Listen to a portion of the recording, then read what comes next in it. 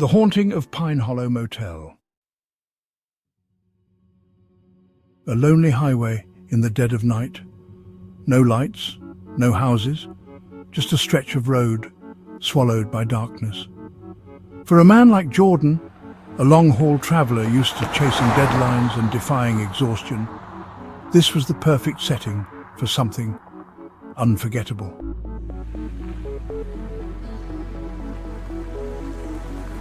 Great, a flat tire, just my luck. I see a motel up ahead, I'll check in for the night.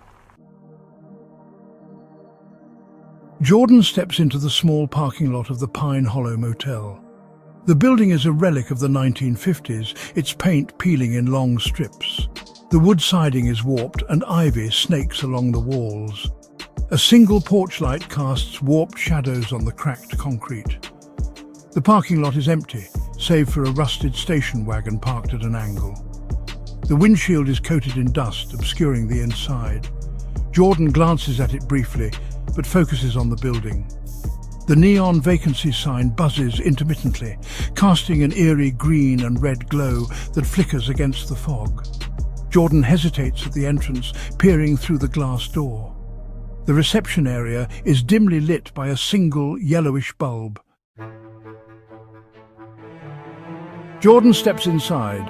The air is stale, thick with the smell of mildew and dust.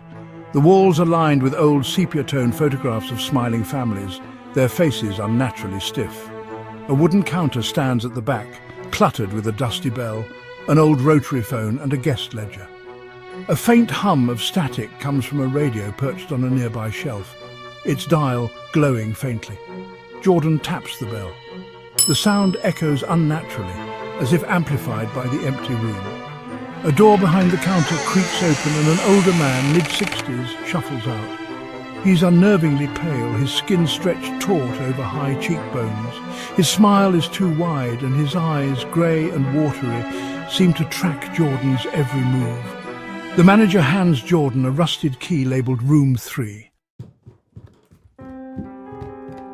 Jordan walks down a narrow hallway, the walls lined with the same sepia-toned photographs. The floorboards are old and creaky with reddish stains.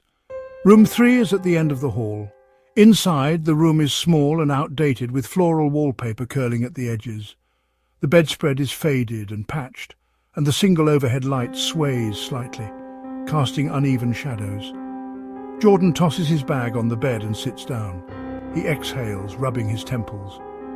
But something catches his eye, deep scratches along the baseboards as if something clawed at the walls. A faint whisper echoes from the vent above. Jordan freezes, listening intently. He grabs his flashlight and shines it into the vent. Two bloodshot eyes stare back at him. What the hell? The flashlight drops and the light flickers. The whispering grows louder, now interspersed with guttural growls. Footsteps echo faintly outside his door. Jordan scrambles to lock it.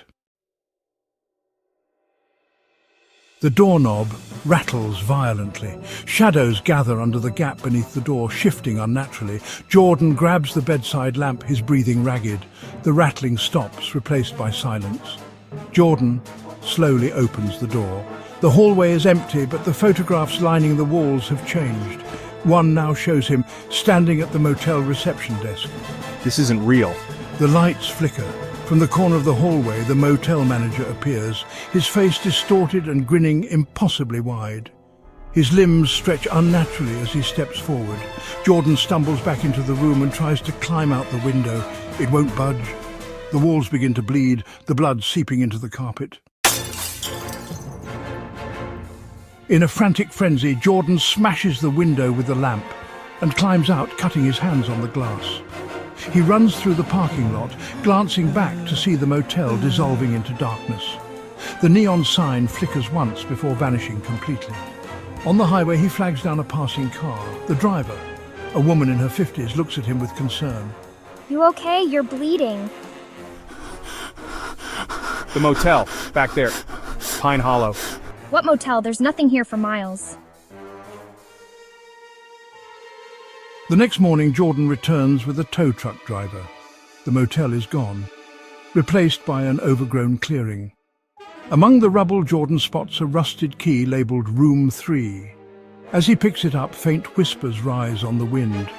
Some places were never meant to be visited. Some doors should never be opened.